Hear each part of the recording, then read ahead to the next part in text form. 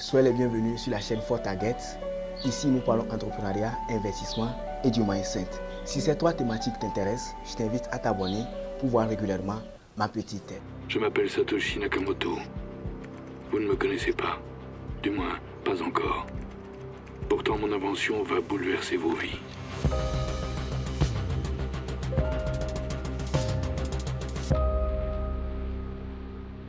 Nous avons une nouvelle thématique qui vient d'être lancée sur notre chaîne. Nous aurons à parler de trois choses. Première chose, nous aurons à parler de l'entrepreneuriat numérique. Deuxième point, nous aurons à partager également sur les systèmes de ponzi numérique. Tout type de scan numérique sera dénoncé.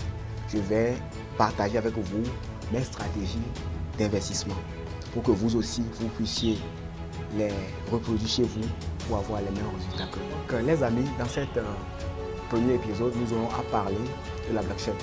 La blockchain, comme on l'entend souvent, est un mot anglais qui voudrait dire chaîne de blocs. Qu'est-ce que la blockchain? La blockchain est une technologie qui permet de stocker et de transmettre des informations de manière transparente, sécurisée et sans organe central de contrôle. Nous avons principalement trois types de blockchain. Une blockchain publique est un grand réseau distribué qui est exécuté par un jeton natif. Elle est ouverte à tous les membres du réseau. Elle est ouverte à toute la communauté qui le maintient à jour. Une blockchain semi-publique contrôle le rôle que peuvent jouer les membres au sein du réseau. Les blockchains semi-publiques possèdent également des systèmes distribués qui utilisent un jeton natif. Le code source n'est pas souvent open source.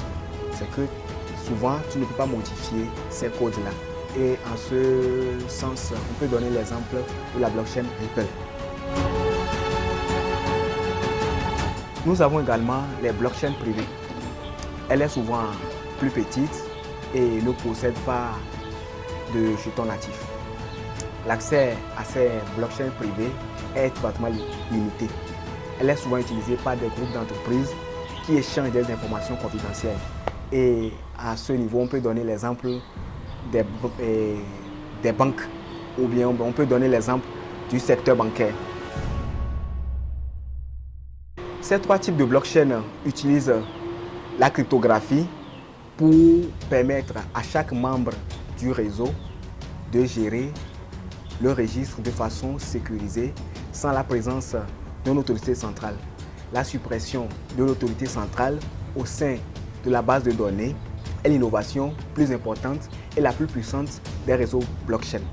La blockchain sauvegarde l'historique des transactions en permanence, sauf en cas de corruption ou d'attaque du réseau à 51%. Lorsque les informations sont sauvegardées dans la blockchain, il est difficile et parfois impossible de la modifier ou de la supprimer. Rôle de la blockchain. La blockchain est un réseau de particulier à particulier, sans intervention d'une autorité centrale. La façon de rendre cela possible est la distribution des informations à tous les membres du réseau dans n'importe quel endroit du monde et dans l'espace. Donc, c'est ça le rôle de la blockchain. La blockchain a pour mission de faire quoi? De partager les informations à tous les membres du réseau sans l'intervention d'une autorité centrale. Donc, en quelque sorte, c'est l'innovation qu'apporte la blockchain.